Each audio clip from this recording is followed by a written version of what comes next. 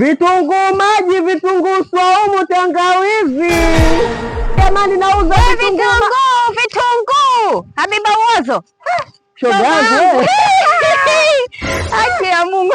Mkubwa wewe ujikwai. Yaani keke mama. Biashara ndo kama hivyo unavyoiona. Wandi jako jinja chitongolo ya.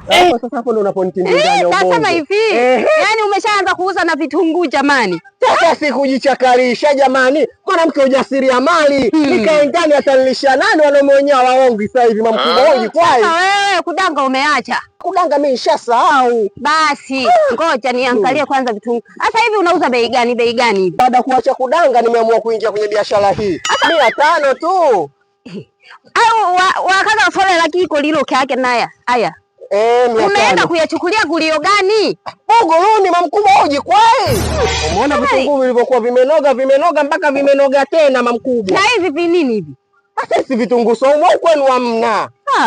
Kwanza mimi nataka kusahau kabisa. Kwa sababu gani? Sisi hatuna vitunguu vitogo kama hivi kwetu Shinyanga kwetu. Yaani kule Kahama kuna vitunguu makubwa. Alafu yani ukilichukua wewe umekuja kusimanga biashara yangu, umekuja kununua. Mbona sikuelewi mamkubwa uji kwani? Nimekuita ninunue. Sasa ulecho lake.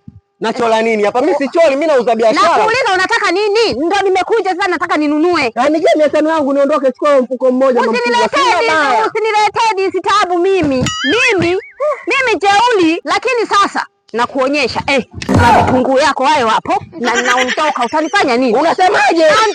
Naondoka. Yaani